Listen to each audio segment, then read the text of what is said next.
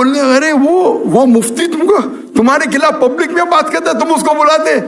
تو میں کہا میرے دوست سے، میں قرآن میں کہاں لکھے کہ ڈاکٹر ذاکر نائک کے خلاف بات کی تو آپ جنت میں نہیں جائیں گے؟ ابھی آپ کے ساتھ اسی ویڈیو میں ڈاکٹر ذاکر نائک کی زبانی فرقوں کی اصلیت شیئر کرنے والے ہیں، اس لیے ویڈیو کو آخر تک ضرور دیکھیے گا۔ آج جب مولانا طارق جمیل صاحب کے سامنے ڈاکٹر ذاکر نائک سے سوال کیا گیا کہ آپ کے مطابق کون سا فرقہ صحیح ہے، تو اس پر انہوں نے آج بتایا کہ اگر تو آپ خود کو مسلمان کہتے ہیں اور آپ قرآن و حدیث کے مطابق چلتے ہیں تو آپ اللہ پاک کے بہت زیادہ نزدیک ہیں، اور جو لوگ خود کو دیوبندی، بریلوی، سنی، شیعہ یا اہل حدیث کہتے ہیں تو میں ان کو بتا دینا چاہتا ہوں کہ قرآن مجید میں صرف مسلمان ہونے کا ذکر آیا ہے۔ اگر تو آپ اپنی پہچان کے لیے، اپنے علاقے کے لیے ان الفاظ کا استعمال کرتے ہیں تو مجھے کوئی اعتراض نہیں ہے، لیکن جہاں پر بات مسلمان کہنے کی ہے وہاں پر آپ خود کو کسی مذہب کے یا کسی فرقے کے ساتھ جوڑیں گے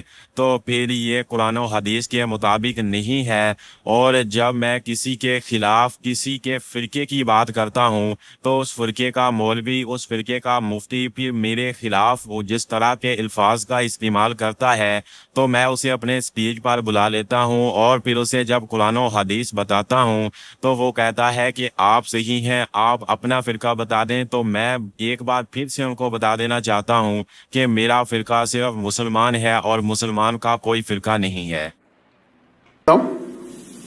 کیا قرآن ہے؟ I may be experienced in comparative religion، تقیید ادیان میں ٹھیک ہے، میرا ذرا زیادہ مطالعہ ہے، لیکن میں نے کئی چیز نہیں کہی۔ جو دعوت کا جو ٹاپک تھا نا، کوئی کہیں گا ذاکر میں نے تو 1% بھی بات نہیں کی، تقریر کر لی، صحیح ہے۔ دعوتی میدان کا جو ایک ماسٹر کی دعوتی میدان کی ہے، سورہ عمران سورہ نمبر 3 آیت نمبر 64، کل یا اہل کتاب، کو اہل کتاب سے، تعالوا الی کلمۃ سواء بیننا و بینکم، آؤ ہم اس بات کی طرف جو آپ اور ہم میں یکساں ہے۔ سب سے پہلی بات کیا ہے؟ اللہ نعبد الا اللہ، کہ ہم ایک اللہ کی عبادت کریں، مطلب نشرک بھی شیئا، کہ ہم آپس میں کسی کو شریک نہ کہیں، نشرک بھی شیئا، ولا یتخذ بعضنا بعضا اربابا من دون اللہ، ہم آپس میں کسی کو معبود نہ بنائیں،